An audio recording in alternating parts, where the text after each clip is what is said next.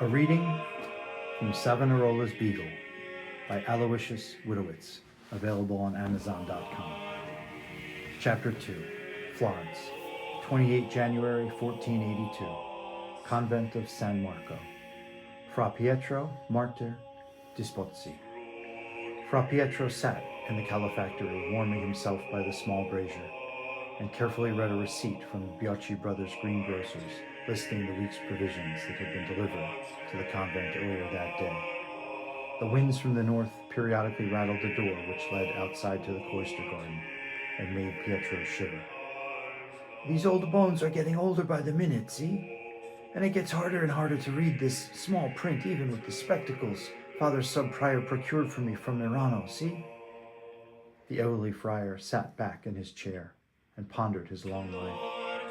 It was hard to believe he was 55 and had so far avoided contracting any of the several plagues that had ravaged nearly half the population of Florence. His own dear mother and two of his brothers had been taken, and almost countless members of his Dominican brotherhood of friars preachers. In the early days when he was young, he helped inter several friars, digging their graves and placing them in the ground, and covering their faces with hoods nestled on the black capless they wore. The tradition, dating back to the time of St. Dominic, claims that the Blessed Virgin Mary herself lifts the hood. Her most lovely and loving countenance is the first thing a friar or nun or third order member sees upon awaking in the next world. Pietro sat sipping his mid-morning herbal tea and praying the beads for the most recent victims of the terrible scourge which had claimed several members of the Medici family.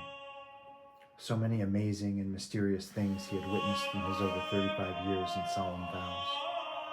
He closed his eyes and remembered the most bizarre and marvelous occurrences involving the discovery of the sacred talisman, which was said to be a relic from the staff of Moses, the patriarch.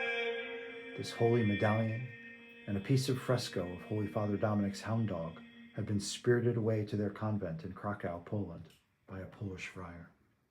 What was his name? See, Jacek. And the botched exorcism involving a member of the Medici court. Yes, I have seen and experienced many marvels in my long life, see? Mysteries and wonders, see?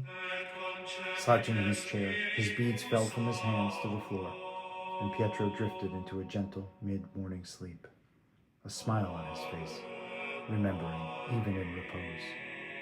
Slam! He was jerked out of his slumber by the heavy metal cloister door. A second later, slam! The door closed, and Pietro sat up with a start, nearly toppling over the wooden chair he occupied. Righting himself, he came face to face, stared down by a friar that he had never seen. The man's eyes burned like black coals laced with fire. His enormous nose loomed over his small chin like a canopy over a tiny door. Pietro raised his bent and aching body to a standing position and addressed his brother. "Ah, brother, I see you have a traveling staff and have come from afar. Welcome to the convent of San Marco, see? I am Brother Pietro Dispozzi, procurator of this convent. And you?" The tall, gaunt friar scowled at Pietro and pointed his bony finger into his face, almost touching Pietro's nose. "I am the new lector of this convent, sent to teach and reform the friars by imposing the rigor and mortification of true religious life, as it was lived by the early disciples of our Holy Father St. Dominic, and before that, Christ. And I can see I have arrived not a moment too soon. Clearly you have not read my treatise on the ruin of the church, or you would not be lounging around, but rather on your knees praying God spare you his wrath. My name is Frau Girolamo Savonarola, from the Bonascosi family of Mantua, most recently of Ferrara, and then of our convent of San Domenico in Bologna." Pietro stared up at the looming creature before him, smiled subserviently, and said, "Of course, Father. I am sorry, Father, see? Let me show you to the prior's office, see? God bless you, Father." Then he moved to take the much younger friar's staff and satchel, and beckoned him to follow. The two men fought the northern wind, which billowed their long black capes dramatically as they crossed the cloister. "Ah, dear Lord, this is whom you sent me to cope with me in my old age, see? Well, it looks like the wonders and mysteries will never cease, see? Bless this friar, and perhaps teach him some of your mercy and gentleness, see? And if not, oh well, cross is the gift you give your friends. See? Great.